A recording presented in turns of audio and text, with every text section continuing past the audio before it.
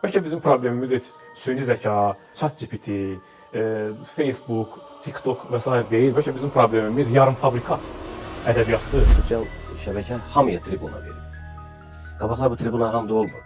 Ədəbiyyat bugün nə qədər kütləvidir? Kütləvi ədəbiyyat olan əslində ədəbiyyat deyil. Dediyimiz texnologiya bugünkü gündə ədəbi yöndə, yəni bir yazıcı, şair kimi düşünə bilirmi və yaxud da düşünə biləcəkmi? Bizim o qədər şariyyatçı dostlarımız var ki, olan kitabının alıcısı var, oxucusu yoxdur. Onlar alıcıdırlar. Şəkil çəkdirmək üçün qorxundular. Bu texnoloji sürətlə ruhumuz, mənəviyyatımız, ağlımız da ayaqlaşa bilirmi?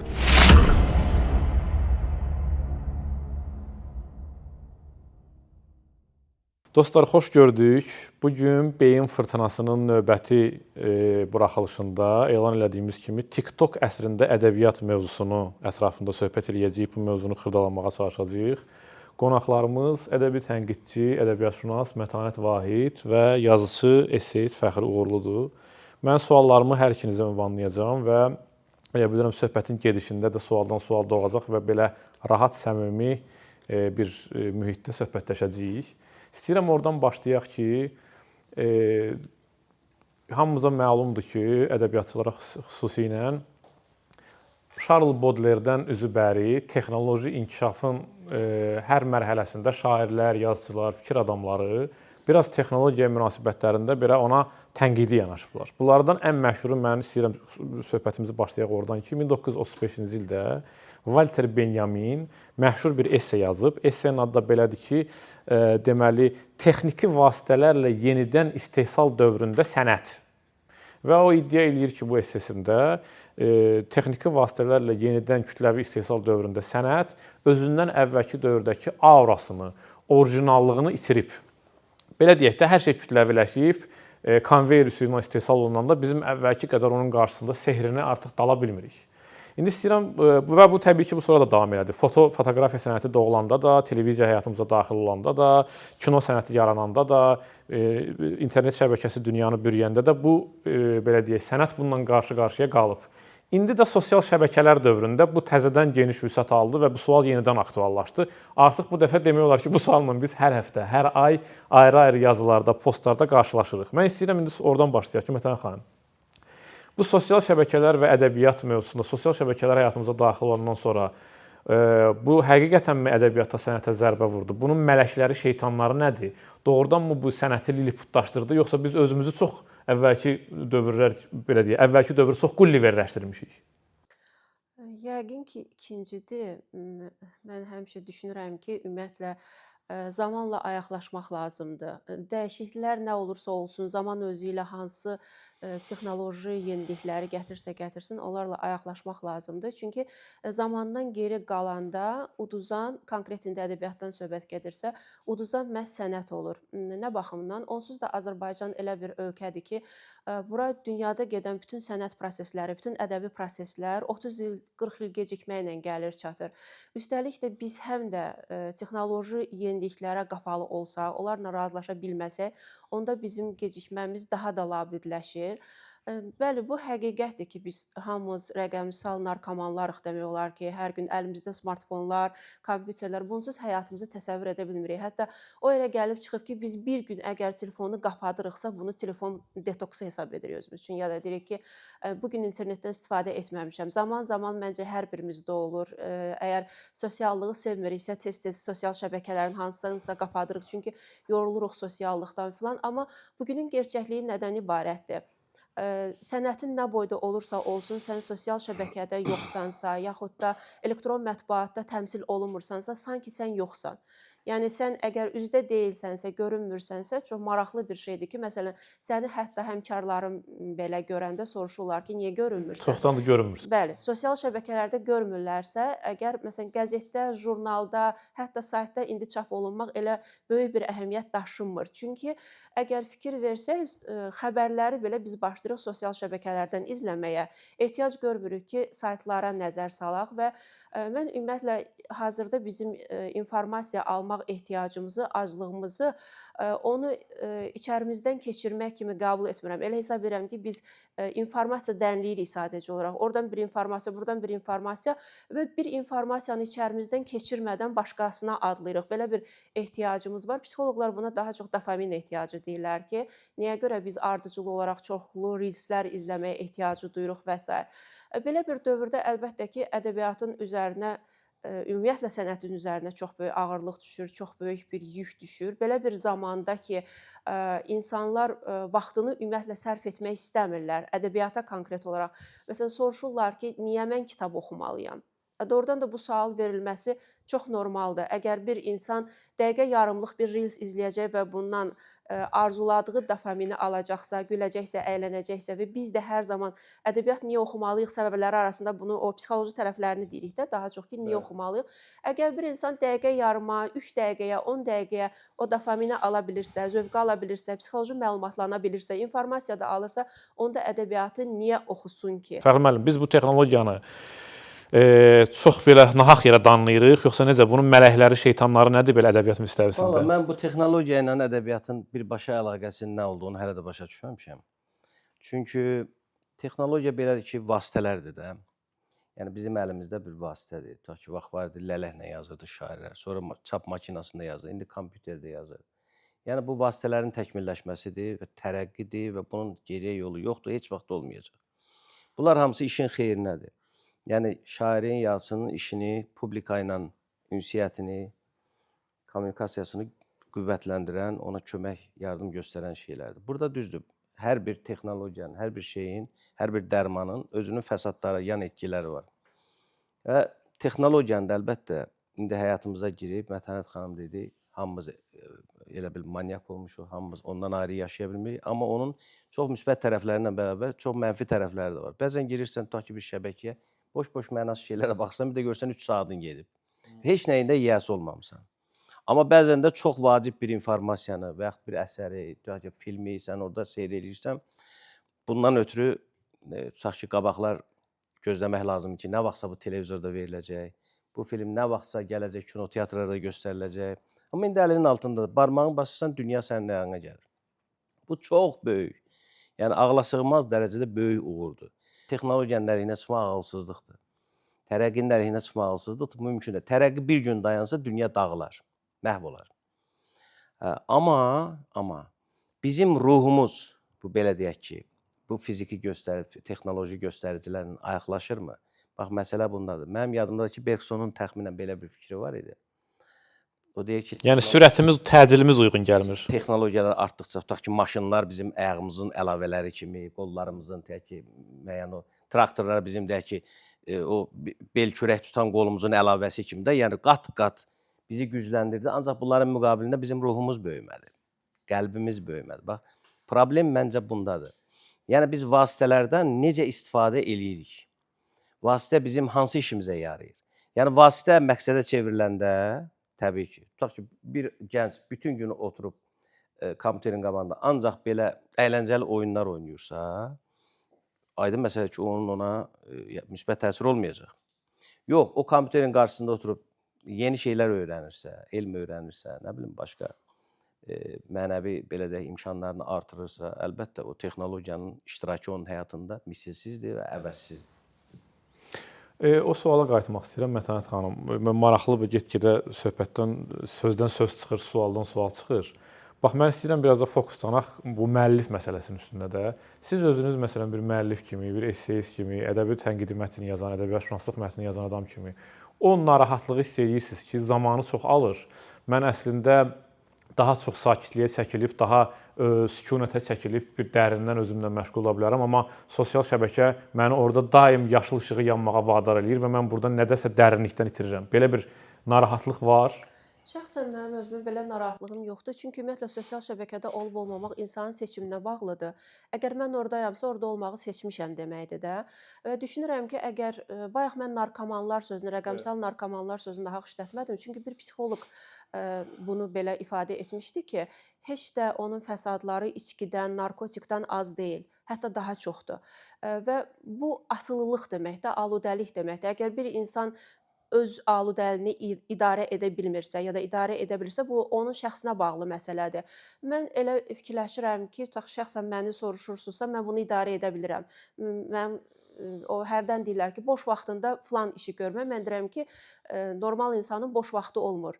Hər vaxtda nə isə ayırır. Gəzinti üçün də vaxt ayırır, film izləmək üçün də, musiqi dinləmək üçün, lap seriala baxmaq üçün də, yatmaq üçün də. Sosial şəbəkəyə də ayrılan vaxtım var tutaq ki. Amma mən bu saatda esse yazmalıyamsa, bunu düşünürəmsə, mənə indi bunun ilhamı gəlibsə, mən bunu yazıram, mane olmur. Əksinə, məsələn, sosial şəbəkələri qapatdığım dönəmlərdə o bayaq dediyim yox məsələsi kimi, həqiqətən yox kimi görünürəm. Sosial şəbəkə şəxsən mənə kömək edir. O mənada ki, bir çox adamlar üçün, məsələn, yadıma gəlir ki, mən Akşin Yenseyin Hərflərin Vahiməsi romanı haqqında yazı yazanda Fazil Mustafa, o Mədəniyyət Komitəsinin sədri yoxsa, belə bir orada komment yazmışdı ki, ədəbi tənqidimizə yeni imza gəlir, gənc imza gəlir. Mən onda şoka düşmüşdüm ki, mən 15 ildir yazıram. Niyə məni görmürlər? Ona görə ki, sosial şəbəkədə aktiv deyiləm. Həmişə biraz utancaq, biraz çəkingən, biraz kənarda görünmək istəməmişəm. Mən görünmək istəyəndə başladılar məni görməyə.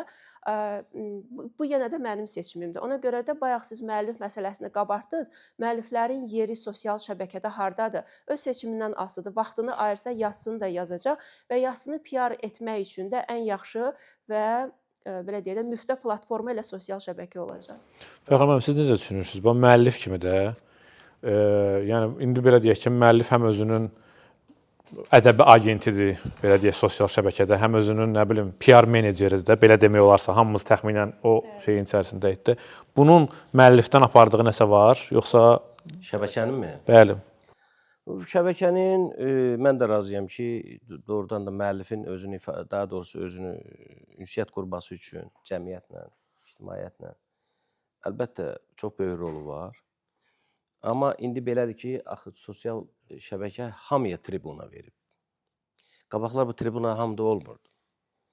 Tutalım bir jurnalda, Ulduz jurnalında mənim yadımdadır, məsələn, mən əsgərlikdə olanda bir hekayəm çıxmışdı. Özdə birinci səhifədən qoymuşdular. Mən gəldim, üstündən 2 il keçdi, 3 il keçdi. Kim görürdü, deyirsən, filan vaxtda hekayəni oxumuşdum.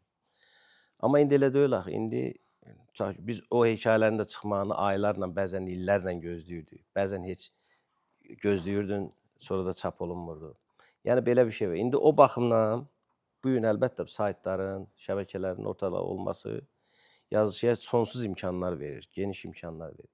Amma eyni zamanda bu tribuna hər kəsin əlindədir deyənə, yəni orada artıq belə deyək də senzuradan, dırnaqarası deyirəm əlbəttə, mənəvi, ədəbi senzuradan keçməyən hər şey artıq ictimaiyyətin... Yəni bir filtr yoxdur. Yoxdur, ictimaiyyətin malı olur. İndi orada tutaq ki, hazırlıqlı adam bilir ki, məsələn, bu paylanan şeirdir ya şeir deyil. Amma hazırlıqlı olmayan da xeyli adam var axı. Sənətdir, sənət deyil, ayıra bilmir. Ona görə də, məsələn, bax, yenə deyirəm, hər bir texnoloji inkişafın, hər bir gözəlliyin özünə görə fəsadları var. Fəsadları var. Yəni, bu baxımdan onun fəsadı var. Tribuna verir, ancaq hər şeyə və hamıya tribuna verir. Fəxri müəllim, mən üzr istəyirəm. Axı Sovet dövründə deyirsiniz, onda da məsələn qəzetlərdə, jurnallarda çap olunan bütün mətnlər yaxşı mətnlər deyildi. Deyildi, amma müəyyən qədər şey var idi. Bəli, orada da xətirə, nə bilim, bir torba paya, nə bilim, belə şeylər olurdu. Amma da bu o dərəcədə də deyildi ki, yəni tutaq ki, necə ki, məsələn, radioda hər mahnı oxunmazdı, hər bəstəkarın mahnısı çalınmazdı, amma arada olurdu belə xaltura. Və yaxud da gördüm bir böyük adlı sanlı sənətkardır. Məsələn, belə deyək, ucuz bir toy mahnısı oxuyur. İndi adlarını çəkmirəm, bilirsiniz. Və o gətirirdi o ənənəni, o səhnəyə falan. Belə şeylər olurdu. Əlbəttə, o demək deyil ki, hamısı yaxşı idi, yox, qətiyyən. Amma orada müəyyən qədər bir şey var. Tutaq ki, məsələn, müəyyən bir periodda, məsələn, Nəkirə Məclis Azərbaycan jurnalının redaktoru idi. Mənim yadımdadır, mənim uşaq vaxtıma düşsə də, yadımdadır, o jurnallarla, belə deyək də, biz böyümüşük. Məsələn, orada zəif əsərlər az olurdu. Əksəriyyəti yaxşı əsərlər, yaxşı tərcümələr. Yusuf Səmədoğlu Ulduz jurnalının redaktoru idi. Orada da yaxşı əsərlər çox olurdu. Demək olmaz ki, hamısı yaxşı idi. Amma heç olmasa bir yarısı yaxşı idi. Məncə söhbətimiz qızışır. Mən görürəm yerdən Akşin Yenisi dostumuz da nəsə sual, müdaxilə, fikir bildirmək istəyir. Yaxşıdır ki, belə artıq canlanırıq. Birinci suala cavab verəndə çox maraqlı bir şey dedi. Ruhumuz da zamanın sürəti ilə ayaqlaşır, yoxsa yox? Belə bir əhvalat xatırladım mən. İndi danışacağım, siz də yəqin ki, rastlaşıbsınız. Hansısa ya Zülfü Livaneli'dən oxumuşdum, ya Milan Kundera'dan oxumuşdum nəsə. Bir qrup bu Latın Amerikası hinduları ilə bunların məbədlərinə gedirlər. O yerli bir hindunun biri bələdçilik eləyir. Bunlar sürətlə o məbədə doğru gedəndə 1-2 kilometr, 3 kilometrdən sonra hindu deyir ki, o bələdçi, oturaq gözləyək. Deyirlər ki, niyə gözləyək də, yeriyə bilirik, gedək. Deyir, yox, biz çox sürətlə gəldik, ruhumuz geridə qaldı. Gözləyək, ruhumuz gəlsin, bizə çatsın. İndi burada mən o çox maraqlı bir yerə toxundu. Biz bu texnoloji sürətlə ruhumuz, mənəviyyatımız, ağlımız da ayaqlaşa bilirmi? Məsələn, biz o sosial şəbəkədə nə qədər bu mənəvi dünyamızla iştirak eləyirik. Yəni o tamamilə elə deyil, elə gəlmirmi ki bizə ki biz bir fiziki varlıq kimi orada mövcuduq. Bizim ruhumuz əslində hələ çox geridədir. Hə, bu çox vacib məsələdir. İcazə versiniz mən. Demək, biz ruh qaçaqaç sevməz. Ədəbiyyat da qaçaqaç sevməz. Yəni çaparaq tez, bugün bir böyük hadisə baş verdi. Sabah mən bunu romana çevirim, bir sürü çap elətdirim, o bir gün mükafat alım. Ona görə də yazıcı, sənətkar məncə elə bir yerdə durmalıdır ki, yəni o ruh dediyimiz varlıq elə bir yerdə durmalıdır ki, o kimisə danca qaçmağa məcbur olmasın. Əksinə, bütün o sürətlə gələnlər hamısı ona sarı gəlsin. O şairin, Ramizin bir gözəl sözü var, deyir, hamı gəlir mənə sarı, mən durmuşam yerində. Sən elə bir yerdə durma, elə bir post seçməlisən ki, o gələnlər sənə sarı gəlsin. O da nədir? Çünki o ruh dediyimiz varlıq, məsələn, böyük təfəkkür həmişə onsuz da bəşəriyyətdən irəlidə olur. Onu qabaqlayır. Ona görə də bu texnologiyanın sürətindən qorxmaq lazımdır. Kimsə elə fikirləşsə ki, vay, bu elm getdi qabağa, məsəl üçün, texnologiya belə getdi qabağa, yazıcı yerdə qaldı falan. Yox. Bax, mən sizə bir dənə misal deyim. Tolstoyun, Dostoyevski və s. o böyük azman yazıçıların 19-cu əsrin bir period var ki, təxminən bir 10, 15, 20 il ki, o çox böyük dahiyanə əsərlər yaranıb o aralıqda. Şərt olaraq deyək ki, məsələn, 50-ci illərlə 70-ci illər arası belə. Təqribən nə qədər keçib? 150 il keçib də, 150 il, 160 il, 170 il, düzdürmü? Bax, dünyanın hansı yazısını dindirsən, hansı ədəbiyyatına baş vursan, görəcəksən ki, mütləq oradan ya Dostoyevskinin adı çıxır, ya Tolstoyun, ya Hugo'nun, ya Balzac'ın, ya Flaubert'in, Çexovun və s. Düzdürmü? Hansı? Yaponiyadan tutmuş, Latın Amerikasına qədər bütün bunlar. Amma indi fikir verin, həmin bu 150-170 ildə nə qədər texnologiyalar yaranıb, köhnəlib, yaranıb, köhnəlib, yaranıb, yerinə təzəsi gəlib. Nə qədər kəşflər, icadlar köhnəlib, özü də dünyanı dəyişən kəşflər, elə belə yox. Amma görürsünüz, hələ də o ədəbiyyat aktualdır. Onun tələsən yeri yox. Biz özümüz ona sarı gedirik. Sizin dediyinizin, və bax elə mövzunu yaxşı gətirdiniz, ona o mövzuya keçmək istəyirəm. Mətanət xanıma o sual vermək istəyirəm. Çünki Mətanət xanım bu həm çağdaş dünya ədəbi prosesinin nəzəriyyəsini izləyir, həm müasir ədəbiyyata adekvat reaksiya verir. Onlar müzakirələr keçirdilər akademiyada, özü gənclər nə istəyir, yazı yazır və çalışır ki, belə indi perspektiv vəd edənlərə vaxtında reaksiya versin. Pandemiyadan sonra bir xeyli dəqiq elmlərin nümayəndələri dedilər ki, xəstələnəndə vaksini biz yaratdıq. Nə bilim, hospitalları, farmasevtikanın əczaçılığı biz inkişaf elətdirdik. Sizi ölümdən, Əzrailin cəngindən biz xilas elədik də. Siz də başlamışdınız, elə deyirdiniz ki, roman yazmaq belə gəldi, şeir yazmaq belə getdi, tərcümə eləmək belə getdi də. Onda nəyə lazımdır ədəbiyyat? Yəni, təzədən ədəbiyyatın nəyə lazım olduğunu izah eləmək məqamı gəldi. Ədəbiyyatın, bax, bu dəfə də yenidən, bu nə bilim süni zəka ilə və s. yenidən belə bəzən sual altına, şübhə altına düşdüyü bir məqamlar olur. Ədəbiyyat oxumaq, bədii əsər oxumaq bizim nəyimizə lazımdır? Məncə ədəbiyyatın şübhə altına alınması, sual altında qalması ümumiyyətlə qırılmayan bir proses olub. Ola bilsin ki, pandemiya dönəmindən sonra ehtiyac olub, yenidən daha çox aktuallaşıb, amma ümumiyyətlə bu sual həmişə olub ki, ümumiyyətlə sənətlə niyə məşğul olmalıyam, sərgidə rəsmlərə niyə baxmalıyam, musiqi niyə dinləməliyəm? Bir insanın buna əgər ruhən ehtiyacı yoxdursa, Fəxri müəllimin dediyi sözlər, Akşin bəyin verdiyi sual, buna məncə dolayısıyla ümumiyyətlə cavabdır. Bir insanın ruhən ehtiyacı olmalıdır ədəbiyyata. Yoxdursa, düz deyib, biz özümüz də tutaq ki, mən qəzetdə işləyəndə də mütaliəni dəbə çevirək, nəsə belə bir təxminən belə adda mənim bir layihəm var idi və məndən soruşurdular ki, mütalianı dəbə çevirmək lazımdır. Mən də deyirdim ki, özüm qəsdən qıcıqlandıran belə bir ad qoymuşam ki, hər dəfə sual versinlər, buna meyllənsinlər də.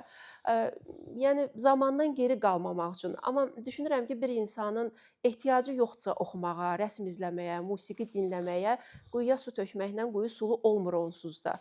Yəni ədəbiyyata ehtiyacı olan adam onu oxuyacaq. Həyatımızda elə dönəmlər olur ki, hər şeyimiz olur, amma həmişə nəsə çatmır. O nəsə dediyimiz ruhumuzun ehtiyacıdır. Sənət ola bilər, sevgi ola bilər, sevginin sənətlə ifadə olunması ola bilər və s.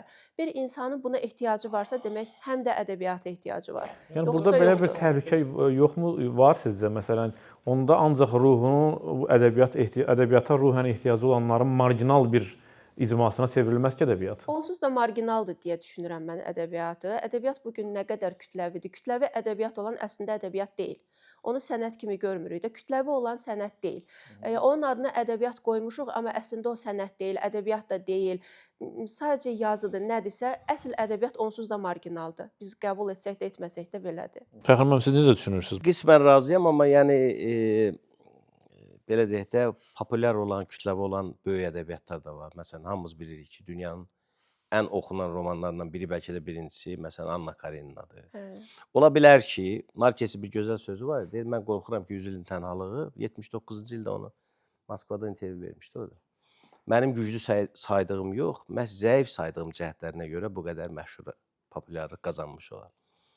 İndi məsələn bizim də elə böyük şairimiz var ki, indi ad çəkmirəm. Məsələn o 3-cü və özünə görə 3-cü və 4-cü sort şeirlərinə görə daha çox populyardır. Halbuki onun birinci, lap belə ikinci dərəcəli şeirləri də var ki, öz mərtəbəsinə görə deyirəm, amma nisbətdə başqalarıyla müqayisədə demirəm. O şeirlərin çoxunun mən məsələn dillərdə əzbər olduğunu görmürəm. İndi belə şeylər var. Ona görə də tutaq ki, məsələn Don Kixot ən populyar dünyada romandır filandır. Nə qədər filmlər çəkilib. Səfirlər haqqında nə qədər filmlər çəkilib. Anna Kareninanın nə qədər filmlər çəkilib. Bilirsən, bəşəriyyət hərrənib fırlanıb mütləq yeni ədəbiyyata gəlir. Nizatı, mənəvi tələbatı, bu şablon da olsa bu söz.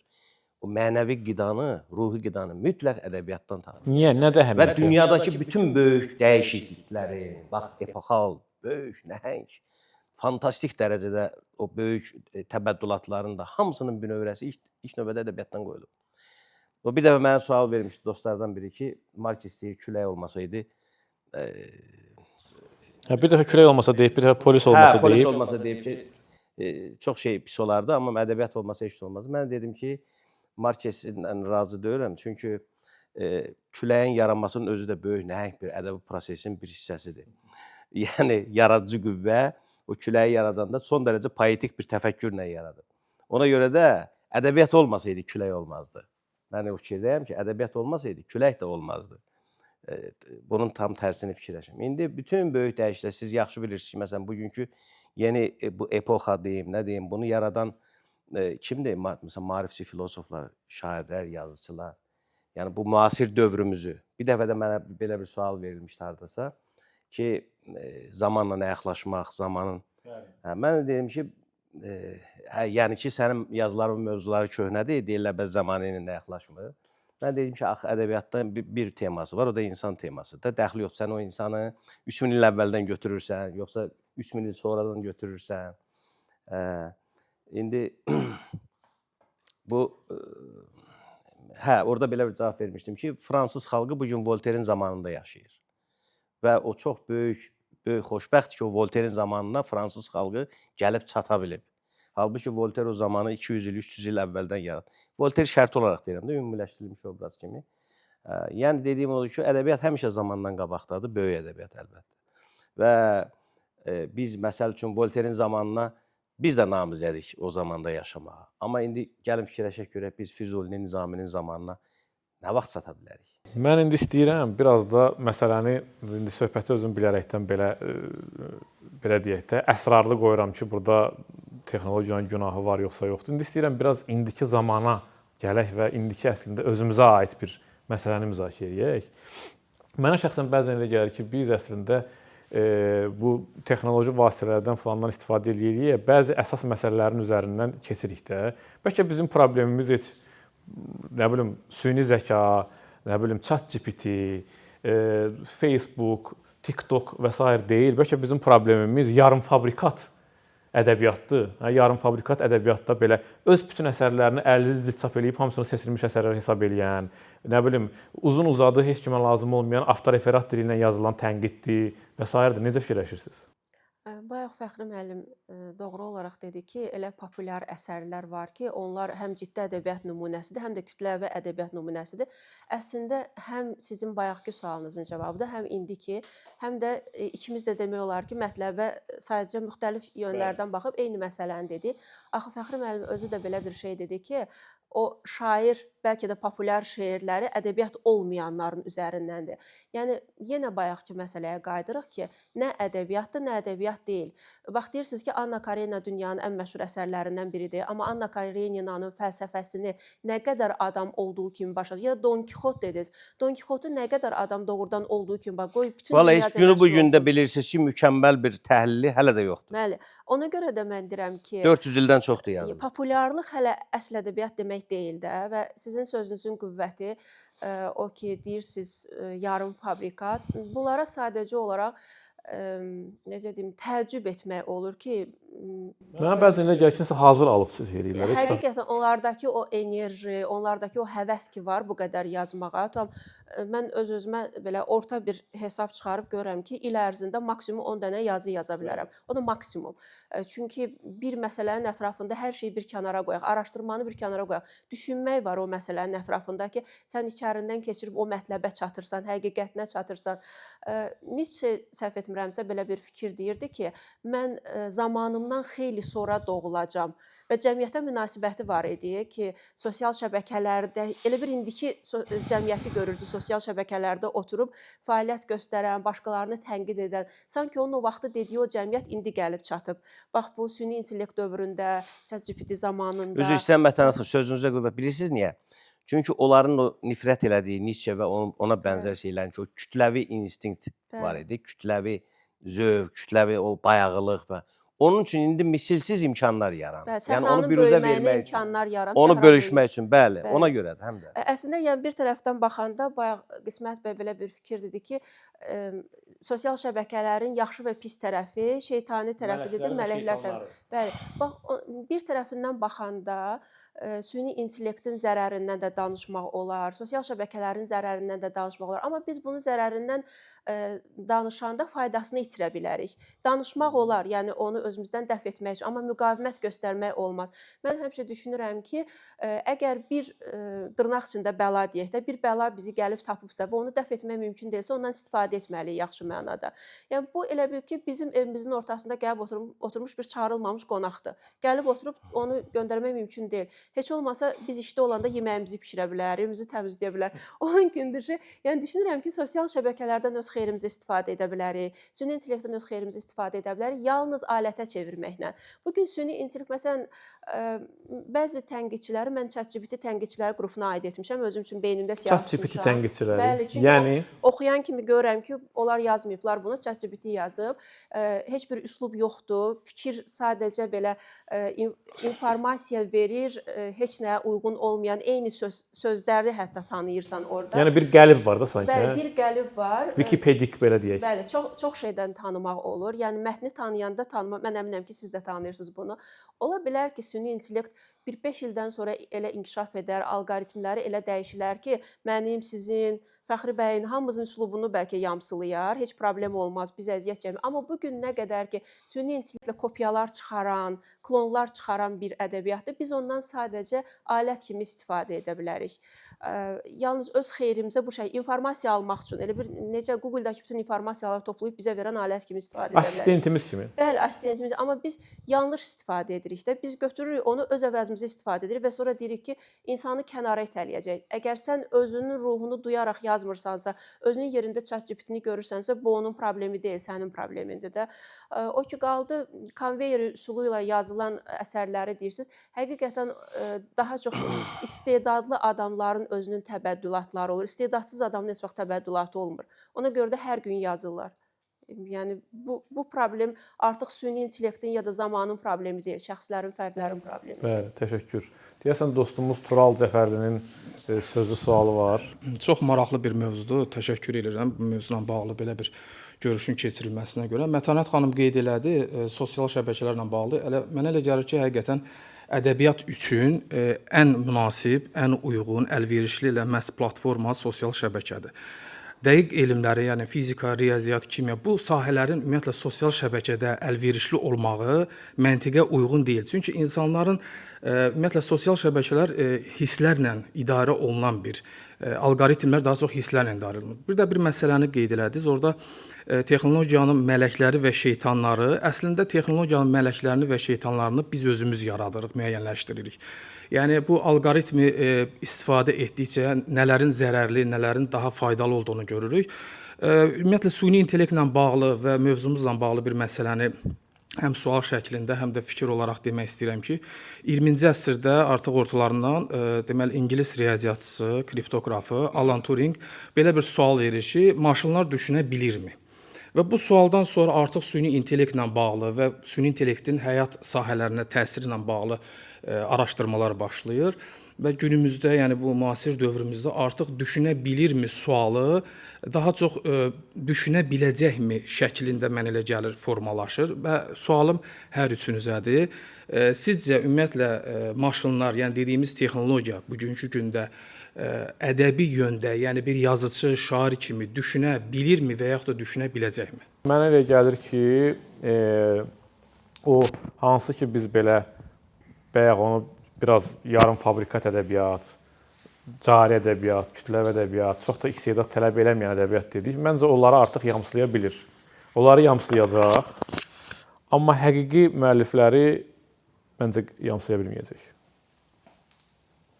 Yəni Hararinin o kitabındakı məşhur tezisindən desək, deyir ki, bizim əslində istədiyimiz Beethovenlər, Mozartlar yaratmaq deyil. Britney Spears-i imitasiya eləsə kifayətdir. Britney Spears-i məncə imitasiya edə bilər. Bilmirəm, alqoritmlər nə gətirəcək, 5 ildən sonra nə olacaq? Bədii təfəkkür deyirsiniz də, yəqin olacaqmı süni intellektdə yoxsa yox? Heç nə deyə bilmərəm, amma olsa da təəccüblənmərəm. Bilirsiniz, biz deyirik, məsələn, texnologiyanın şeytanları, mələkləri. Texnologiya özü-özlüyündə nə şeytandır, nə mələkdir. Yəni, texnologiya nədir? Süni intellekt nədir ümumiyyətlə? İntellekt ağıldır da. Belə kobud desək, ümumiləşdirsək, klassik təbirlə desək, klassik şərq poeziyasında ağıl. Ağıl var, ruh var, tutaq ki, cisim var, məsələn deyək. Bu özlüyündə ağıl. Bax, siz fikir verin, klassik ədəbiyyatda da, ümumiyyətlə fəlsəfədə də bəzən ağlı ilahiləşdirib göylərə qaldırırlar, bəzən də ağla şeytani bir şey verirlər, rəng verirlər. Niyə? Çünki ağıl öz-özlüyündə nə Allahdır, nə şeytan, nə mələkdir, nə şeytan. Ağıl əgər ruhdan qidalanırsa, ruhun ixtiyarında, istifadəsindədirsə, o təbii ki, ilahiləşir. Yox, o şeytani məqsədlərə xidmət edirsə, instinktiv məqsədlərə xidmət edirsə, tamahlara, bioloji məqsədlərə, tamahlara, ehtiraslara və s. də kiməsə quyu qazmağa, əlbəttə ki, bu şeytandır.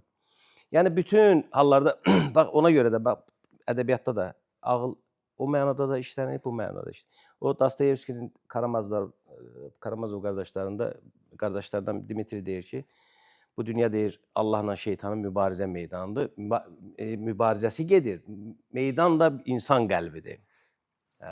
İndi mən insan qəlbi də deməzdim, məsələn, çünki qəlb adətən biz şərqlilər öyrənmişik ki, qəlb deyəndə biz müsbət bir şey fikirləşik, könül, ruh, ilahilik fikirləşirik. İnsan beynidir. Həmin o ağıldır, intellektdir. Bergson da bilirsiniz. Meydanı yəni bir ağılda görür. İntuisiya bölür. Bax, məsəl üçün, intellekt mübarizə meydanında ağıl. Bu, məsələn, məndən soruşsanız, mən deyərdim ki, məsələn, intuisiya ilə instinktlərin mübarizə meydanıdır, belə deyək. Ümumi istifadəsində olan. Yəni Bergsondan Freudun davasıdır. Bergson biraz intuisiya ilə instinkti eyniləşdirirdi, ancaq məncə eyniləşmir. İntuisiya, mənim fikrimcə, intuisiya ruhun dilidir. Yəni, o siqnallar ki, gəlir. Bizim əsgərlikdə olanda sekretli otaq var idi. Sekretka deyirdilər. Hə, orada bir aparat var idi, o ancaq əsgərlərdən biri baxırdı. O nə idi? Kənardan şifrələr gəlirdi, gizli şifrələr. Orada aparat vardı. O aparat o şifrələri oxuyurdu və əmrləri rasşifrovka eləyirdi də, yəni çatdırırdı. Hə? Hə. O çatdırırdı əmrləri ki, məsələn, tutaq ki, yuxarı komandanlıqdan falan əmr gəlib. Onu da həmin əsgər baxırdı. İndi o intuisiyanın dediklərini, intuisiya Allahın dilidir də belə deyək. Onun dediklərini ağıl şifrələrini aça bilər, kodlarını aça bilər, öyrənə bilər. Yaxud da instinktin dediklərini xidmət eləyə bilər. Deyər ki, görün filan kəsin evini nətər yıxıram ya falan. Məsələn, burada filan qədər büdcədən nə qədər uğurlaya bilərəm, ya filan işi necə görə. Ya burada bəm o şərə xidmət edən adamların da belə də yüksək çinli şərə xidmət edən adamların da ağlı var axı. Onlar da ağılsız deyillər. Bəm məsələn Stalin ağlı yox idi, var idi. Hitlerin ağlı yox idi, var idi əlbəttə. O terrorçulara başçılıq edənlər var məsəl üçün. Texnologiyanın, dövlətlərin bu qədər güclü vaxtında görürsünüz imkan tapıb onlar məsələn cəmiyyətə zərbə vura bilirlər. Buna da ağıl lazımdır. Ancaq necə bir ağıl? Nə ilə qidalanan ağıl? Ona görə də intellekt, istəyir süni olsun, istəyir təbii olsun, özlüyündə mən belə deyərdim də, məsəl üçün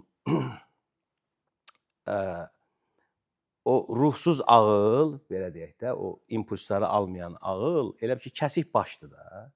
Bir başı kəs qoy ora, özlüyündə o beyin nəyi həll eləyir? Heç nəyi həll eləmir. Ancaq ona görə o siqnallar gəlsin ki, o beyin nəsə iş görsün. O belə, təxminən belə də, biraz şərqvari. Təşəkkür. Yenə sual vermək istəyən, bizim müzakirəyə sual ya fikirlə qoşulmaq istəyən dostumuz Anar Rəhimov. Çox təşəkkür edirəm. Həqiqətən də həm öyrədici, həm yüksək mənəvi zövq verən bir debatdır. Mənim sualım yenə hər üçünüzə olacaq. Düşüncəmə görə, sizin daha doğrusu düşüncənizə görə, qlobal perspektivdə ədəbi innovasiyalar romandır, deyirlər sıradan çıxacaq, sual veriblər. Deyir 15 ildən sonra roman oxumayacaqlar, həcmi çoxdur. Şeir və şairlərin vəziyyəti həmişə ağır olub, get-gedə daha da çətinləşir. Yazıq şair. İndi İsveçdə Bonnier Karlson nəşriyyatı ChatGPT-yə göstəriş verib fevral ayına yaxında cavanların ən çox oxuyacağı Yan Qədalsan bir hekayə toplusu yazır. O yazır, nəşriyyat qaytarırdılar. Yazır, nəşriyyat qaytarırdılar. İstədiyin alana kimi yazdıracaq. Yəni, istənilən halda cəmiyyətimizin, həyatımızın, işimizin, ailəmizin hər bir küncündə müasir texnologiyalar ChatGPT-ni görəcəyik, qaçılmazdır, labüddür, ona hazırlaşmalıyıq cəmiyyət olaraq, fərd olaraq. Və siz TikTok üçün, Facebook üçün, Instagram üçün yeni bir ədəbi janr olaraq nə görürsünüz? Çünki yazı adama mütləq dəyişməlidir, mütləq uyğunlaşmalıdır. Bu qaçılmaz ədəbi çevriliş üçün. Necə bir ədəbi janr üstünlük təşkil edəcək TikTok əsrində? Təşəkkür edirəm. Yəni sən bizdən biraz proqnoz vermək gözləyirsən. Bu proqnozu vermək çətindir ona görə ki, biz texnoloq deyilik, ədəbiyyat adamıyıq da, yazı poz adamıyıq. Biz uzağı stillərin hara getdiyini, üslubların hara getdiyi haqqında təxmini bir fikir deyə bilərik ki, zaman-zaman məsələn mənim yadımda gəlir ki, Twitter indi adı X olan çox dəbdə olanda, orada müəyyən bir işarə sayı az idi deyə belə deyirdilər ki, minimalizm həddindən artıq dəbə minəcəkdir. Sən hansı balacalıqda yazırsansa, şeir də balacalaşacaq, roman da balacalaşacaq, bir lilliputlaşma gedəcək.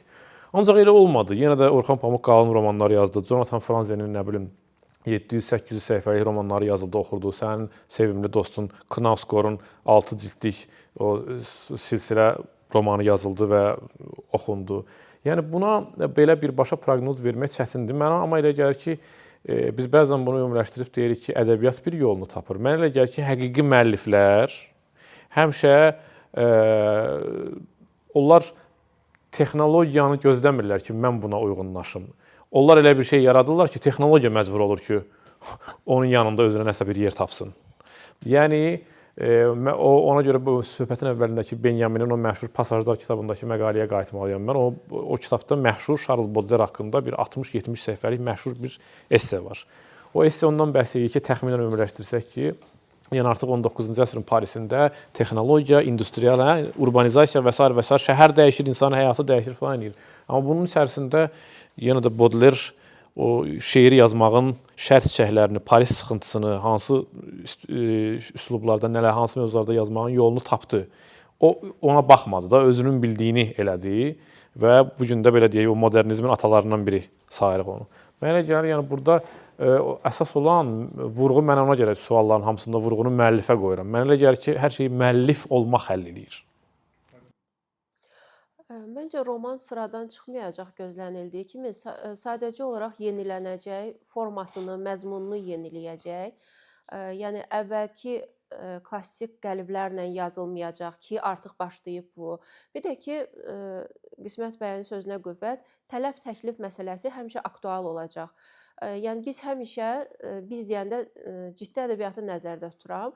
Heç bir ciddi sənət heç vaxt tələbə uyğunlaşmamalıdır. Təklifi özü verməlidir və onun təklifi olunduğu zamanda əlbəttə ki, zamanı da nəzərə almalıdır.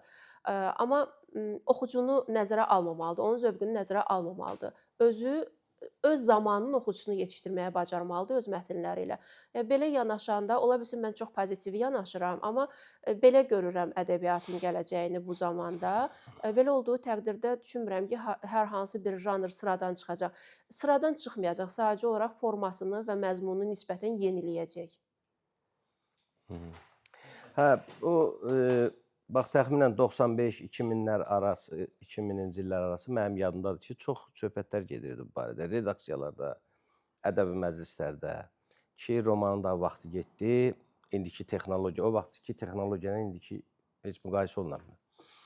İndi daha cəmaatın vaxtı yoxdur roman oxumağa, indi ancaq hekayə yazarlar falan. Doğrudan da romanlar çox seyrək yazılırdı həmin illər. Və birdən-birə 2000-ci illərdən bu yana hamı başladı roman yazmağa.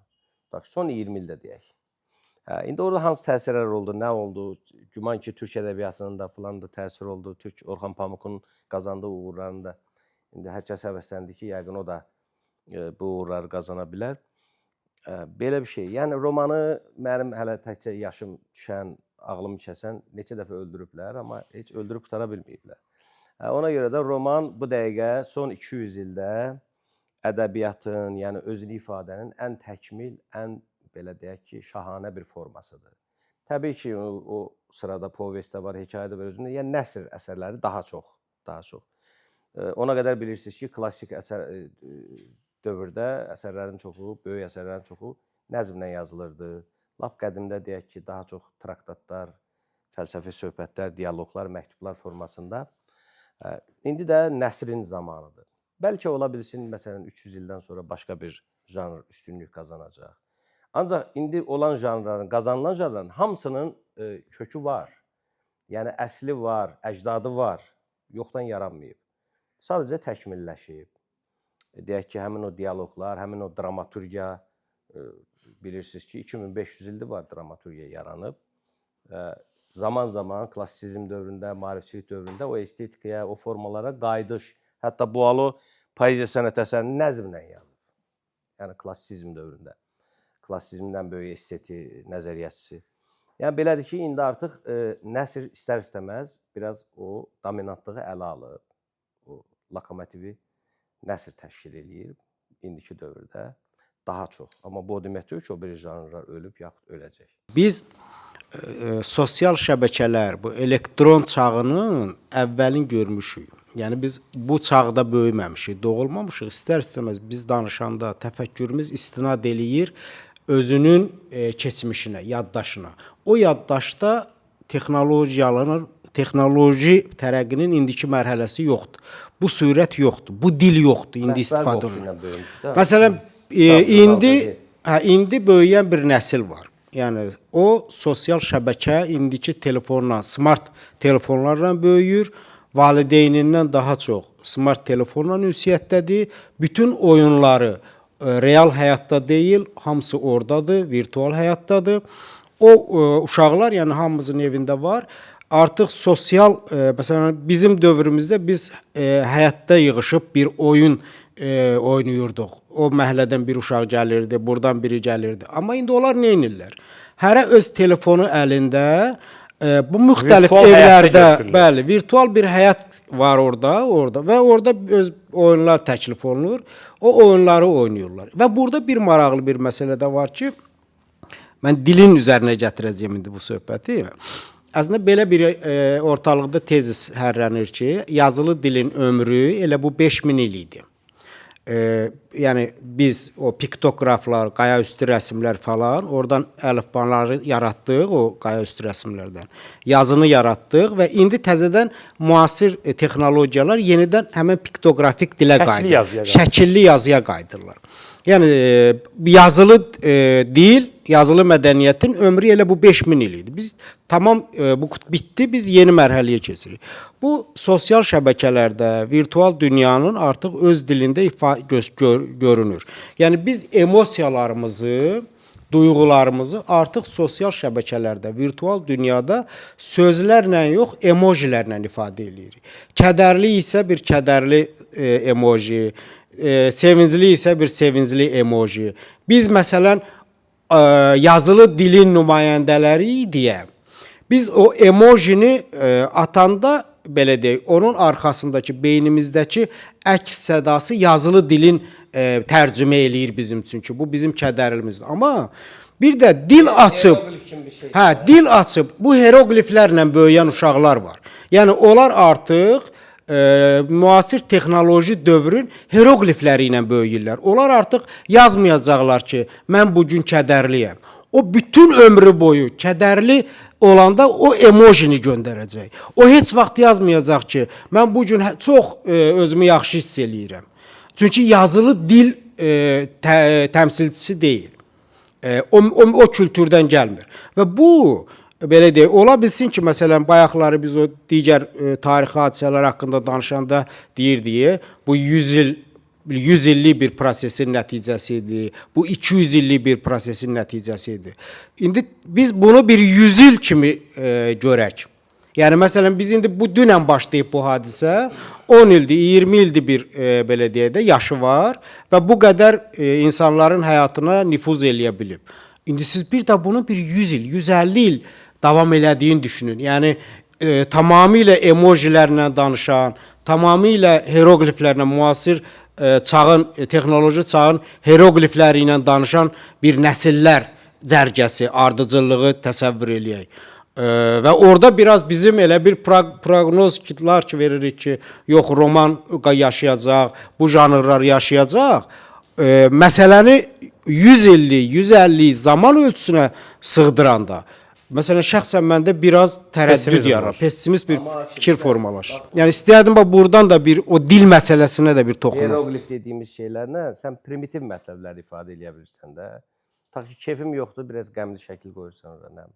Ağlayıram, göz yaşı qoyursan, nə bilim, gülürəm, primitiv mətləbləri, adi şeyləri ifadə eləyir. Amma dərin mətləbləri ifadə eləyənməzdə biz heroqlif dırnaq arasında deyir. Amma o biri heroqliflər biz bildiyimiz o mixi yazılar, onlar hamısı yazıdır, yazının növləridir. Təkmilləşə gəlib. Amma böyük mətləbləri, dərin mətləbləri, o işarələr ifadə eləyə bilməz də. Uzaqbaşı keyfin sazdır, bir gülmək işarəsi qoyursan. Qəmlisən, bir ağlamaq işarəsi qoyursan. Bu qədər. Amma dərinə gedə bilməzsən, onlarla dərinə. İndi gəl fərəhliyəm de. Hə. Deməli, bu mövzu ilə bağlı biz ayrı-ayrı vaxtlarda danışmışıq da. Biz bu belə deyək ki, bu çağın, bu texnologiya çağının biz gəlmələrik. Bizə rəqəmsal gəlmələr deyirlər. Rəqəmsal gəlmələr odur ki, onlar belə deyək ki, analoq çağda dünyaya gəliblər, böyüyüblər, amma gəlib düşüblər rəqəmsal çağa. Bizə rəqəmsal gəlmələr deyirlər. Sənin dediyin uşaqlar rəqəmsal yerlilərdir. Onlar bunların aborigenləridir. Onlar buranı bilirlər, gözlərinə sıfır. Amma ədəbiyyatda belə bir şey var. Amerika yazıçısı Jonathan Safran Foer'in hardasa bir 10 il olar, 15 olar bir dənə eksperimental ədəbiyyat antologiyasında bir dənə hekayəsi çıxmışdı və çox böyük müzakirələrə səbəb oldu. Hekayə belə bir formada yazılıb ki, bir qrup gənclər var, sənin dediyin kimi yeniyetmə yaşında. Onlar artıq bir-biri ilə danışanda gəlirlər o yerə çıxırlar ki, 4 dənə, 5 dənə emojini yan-yana düzməklə özlərinə bir dil yaradıb, o dillə danışmağa, belə deyək də, başlayırlar. Yəni, bir dənə gülmək, 2 dənə gülmək elə bir ki, şaqqanaq çəkməkdir. 2 dənə gülmək, bir dənə böyründə baş aşağı durmaq, gülməkdən öldüm deməkdir, filan. Amma bunun sayı məhduddur. Foer gəlib o yerə çıxır ki, yazının özündə. Deyir, mən bunların nə olduğunu izah eləməkdən ötürü belə məcbur oldum ki, təzədən yazıya qayıdım. Yazıya qayıtmalısan ki, təzədən onların hamısının bir-bir qabağında treni çəkib deyəsən ki, bu uğunmaqdır, bu gülməkdən ölməkdir və s. və s. Hara getsən də yazıdan daha böyük izada gəlib çıxmırsan. Ümumiyyətlə, hər nəslin özünə maraqlı olan bir sosial şəbəkə var da. Mənim kiçik oğlum yeniyetmədir. O deyir ki, Facebooku yalnız qocalar istifadə edirlər. Yəni mənə deyir bunu ki, deyir orada gənclər ola bilməz. Məsələn, mən deyirəm ki, orada gənc dostlarım var da. Deyir ki, onların düşüncəsi qocadır. Çünki onların özlərinin 15 yaşındadır. O məsələn fərqli düşünür. O Instagramdan danışıq dili mənlə belə necədir? Reels atır mənə nəsə demək istəyirsə, dostları ilə bir-birlərinə onların yazışmalarına baxanda bir-birlərinə reels atırlar. Hətta heç emoji də atmırlar.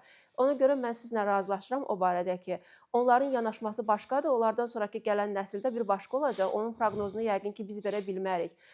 Mənə belə gəlir, dil qalacaq, sadəcə onun ifadə formaları dəyişəcək. Bunun təbii ki, proqnozunu verə bilmərəm mən, amma o məsələ haqqında düşünmək lazım gəlir yəqin ki, həqiqətən də. Ona deyərsiniz ki, darıxma, sən də qocalacaqsan. İndi Qocalıq nə vaxtsa Facebook'u biraz düzdür, old school şey hesab eləyirlər ki, belə. Deməli, mən indi film üzərindən belə bir sual verirəm. Son vaxtlarda məsələn festivallara film göndərəndə orada belə bir sual verirlər ki, burada süni intellektdən istifadə eləmisinizmi? Mən məsələn axırıncı dəfə bir festivalda olanda orada bir İtalyan müəllif idi və o moderator idi. Mənim filmimdən bir hissəni dedi ki, bu süni intellektlə çəkmirsən. Mən dedim ki, yox, bu özüm real çəkmişəm. Və bu adam dedi ki, bu süni intellektdən fərqlənmir. Məsələn, Mətanət xanım da dedi ki, əslində ChatGPT tənqidçiləri və ChatGPT tənqidçilərini Mətanət xanım müəyyən edə bilər. Amma məsələn, kinoda onu, belə də kinonu bilən bir adam müəyyən edəmədi ki, mən bunu süni intellektlə düzəltmişəm, yoxsa özüm çəkmişəm bu səhnəni.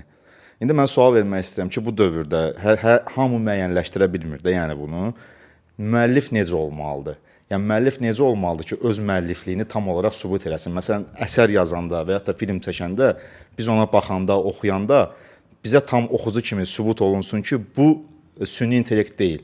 Bu müəllifin özüdür. Yəni biraz əlbəttə çətin sual verirsən, amma yenə deyirəm də mənim üçün bunun ölçüsü ancaq üslub ola bilər. Üslub müəllifin əl barmaq izidir. İstər rejissorun olsun, istər şairin olsun. Minlərlə adam şeir yazır və eyni mövzuda yazır. Amma sən bəzən bir sözün o sözün harasında istifadə olunmağından, bəzən bilərəkdən deformasiya olunmağından bilirsən ki, o bu müəllifə aiddir. Məsəl üçün mənim ilk ağlıma gələn nümunəni deyim də, tutaq ki, Özdəmir Asafın bilirəm ki, Özdəmir Asaf Türkiyədə gidiyorum, gəliyorum sözlərini bilərəkdən gedəyyorum, gələyyorum deyə bir hərfi tərsinə yazırdı. Yüzlərlə şeir olsun, mən o bilərəkdən buraxılan səhvi görəndə bilirəm ki, o onun şeiridir. Yaxud kimdirsə onu imitasiya edirdi, amma onundur, o xəttdir. Yaxud belə Şəhriyarın minlərlə adam darıxmaqdan şeir yaza bilər, amma mən əminəm ki, heç kim mənə Şəhriyarın şeirini aldada bilməz. Mən biləcəm ki, o Şəhriyarın şeiridir. Onun arxasındakı o üslubi, müəllifə məxsus əl barmaq izi. O əl barmaq izi nədir artıq? Onu izah eləmək üçün yazı yazmaq lazımdır. O biraz şifahi nitq hadisəsi deyil. Qaldı ki, sənə o deyən adama ki, sizin müəyyən hissəniz burada süni intellektə bənzəyir. O biraz da deyəsən sənə atmaca atıb, mən belə başa düşdüm. Burada məncə biraz məsələn belə bir şey var da ChatGPT-də hansısa bir mətni verirsən, deyirsən ki, bunu tərcümə elə. O bir tərcümə eləyir, sonra sənə deyir ki, istəsən mən bunu daha poetik formada tərcümə eləyim. Və tərcümə eləyəndən sonra görürsən ki, yəni də əsl, yəni məsələn şeiri necə tərcümə eləyir poetik formada. Və baxırsan ki, bunu tam olaraq müəyyənləşdirə bilmirsən də bu tərcüməçi ilə ChatGPT-ni, süni intellekti. Bir neçə müddət əvvəl burada deməli Akşinin iştirakı ilə bir neçə də belə deyək də texnologiya sahəsinin adamı süni intellekt mövzusunda bir panel oldu. Burada Asan Xidmətdə və orada belə bir eksperiment elədi bizim o texnoloq dostlarımızdan biri ki, ekranda 3 dənə şeir nümunəsi qoymuşdu ki, siz seçin ki, bu şeirlərdən hansını süni intellekt yazıb, hansını şair yazıb.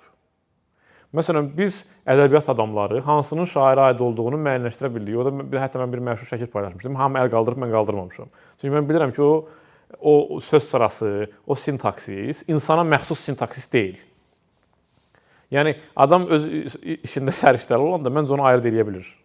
Yəni, mətləb orada əsas ChatGPT-nin üslubuna bələd olmaqdır. Müəllifin üslubuna bələd olmaya bilərsən. Mən o tənqidçiləri seçəndə ChatGPT üslubuna görə seçirəm ki, deyirəm ki, bunu ChatGPT yazıb. Müəllifin özünün ola bilsin heç fərqlənən bir üslubu yoxdur. Onu bilib-bilməmək məsələsi ilə bağlı deyil. Oxucu onu müəyyənləşdirir. Yəni, bilirsən necədir? Bax, biz adi bəyənmədiyimiz şeiri oxuyuruq da, onun şair olmadığını necə müəyyənləşdiririksə? Ki, onun belə vəzni hər şey yerindədir. ChatGPT-ni də elə müəyyənləşdiririk də. Minlərlə adam var. Siz yəni deyirsiniz ki, oxucu üçün nə fərqi var ki, ChatGPT yazıb, yoxsa müəllif yazıb? Düzdür. Çox pessimist. İnanmıram, valla bax, neçə ay bundan qabaq bir nəfər dedi ki, mən də dedim, gir bir dənə mən soruş ondan. Girdi məsəl üçün də, adımı dedi filan bunun yazıları. Dedim, yaxşı, ümumi gördüm, Wikipedik məlumatlardır verir. Dedim, sonra gir, hekayələri sadalayır. Dedim, gir filan hekayənin haqqında ondan soruş ki, bu hekayədə nədən bəhs olunur? Məsələn, o çox adi şeylər dedi. Heç bir dərinliyə gedənmədi, heç bir Bəsit. damarına da toxuna bilmədi. Deməli, qismət söhbətin əvvəlində Benyamindən stat gətirdi. Onun belə bir fikri var idi. Həm desən o sən dediyin o esselərində ki, hər şey televizor olmaq istəyir. Və məlum olur ki, son vaxtlarda indi heç bir şey televizor olmaq istəmir. Deməli, son vaxtlarda mənim o izləyən, özümün izlədiyi, məni izləyən bir ab-hava var, atmosfer var. Deməli, bir fikir var Tagorun, deyir, əgər sən yol gedirsənsə, dönüb arxaya baxırsan, görürsən arxanca gələn yoxdursa, yolu tək get. Mənə elə gəlir ki, həqiqi sənətkarın yolu o yoldur. Ola bilər ki, onu oxumasınlar. Amma yenə də o öz yolunu tək gedəcək. Buna görə də o oxucusuz ədəbiyyatdan qorxmaq lazım deyil. Bizim o qədər şair, yazıcı dostlarımız var ki, olan kitabının alıcısı var, oxucusu yoxdur. Onlar alıcıdırlar. Şəkil çəkdirmək üçündür, oxumurlar ki. Belə bir fikir var ki, biz buna çox inanmışıq. Bizim dostlarımız da zaman-zaman bunu səsləndirirlər ki, şimdi nə ziyanı var? Qoy adam Agatha Christie'nin kitabını oxusun, Conan Doyle'un kitabını oxusun, mənasız, məzmunsuz verilişlərə də baxsın, filmlərə də baxsın. Narahat olmayın, o axmaq filmlərə baxacaq, sonra oradan gələcək deyib başa düşəcək ki, dünyada film deyilən şey ciddidir. Bir gün Fellini'ni başa düşəcək, Vittoria De Sica'nı başa düşəcək, nə bilim. Yaxud axmaq romanları oxuyacaq, oradan keçəcək, biləcək ki, bu dünyada Tolstoy da var, Dostoyevski də var, Karamazov qardaşları var, nə bilim, Faulkner var. Siz belə bir keçidə inanırsınız ki, adam oxuyur, sonra oradan keçir birdən qəfildən belə zövqün ərazisinə keçir. Mən inanıram, çünki özüm elə bir keçiddən ədəbiyyata gəlmişəm. Ona görə əgər şəxsi təcrübəmdən çıxış eləsəm, bir dəfə də bunun haqqında yazmışdım ki, vaxtilə indi biz kütləvi ədəbiyyat hesab edirik də, Salam Qədirzadə, Vidadi Babalı, Əlibəla Hacızadə falan, onların hamısının bütün əsərlərini oxumuşdum. Vaxtilə mən Tahir Kazımlı heyranı idim, hətta o qisas romanı idi, nə isə belə bir, yəni o qədər o hadisələrin acı idim ki, məlumat yox idi da o barədə. Oxuyurdum və mənə elə gəlirdi ki, ədəbiyyat buydu. Amma məhz həmin əsərlər məni ədəbiyyata gətirdi. Gələndən sonra da bildim ki, bu ədəbiyyat deyilmiş. Ona görə belə bir keçidə inanıram. Demirəm ki, hamı mütləq şəkildə qeyri-ciddi ədəbiyyatdan mütləq şəkildə ciddi sənətə keçid edəcək. Amma yəqin ki, bu biraz da fərdin özünün bazasından, yaxud onu özünün içərisindən necə keçirməyindən çox asılıdır. Oxuduğunu başa düşmək, oxuduğunu həzm etmək məsələsi də var. Yəqin ki, hər kəsin öz potensialına bağlıdır, amma ümumiyyətlə elə bir keçid ola biləcəyinə inanıram yəni. Fəxr müəllim, siz necə? Hə, mən o mənada kəmiyyətin keyfiyyətə keçməyinə az inanıram. Çünki yəni istisnalar ola bilər Mətanət xanım dediyi kimi. Çünki o axtarıb, oxuduğu ilə qane olmayıb, gedib daha səviyyəli əsərlər axtarıb və işin içinə girib nəticədə gözəl bir ədəbiyyatşünas olub. Amma o yolla gedənlərin böyük əksəriyyətinə bu uğur nəsib olmur. Yəni hər şeyi oxumaq, belə deyək ki, o bazar ədəbiyyatını falan oxumaq, oxu vərdişi yarada bilər, hə. Bunun üstünlüyü var ki, oxu vərdişi yaradır.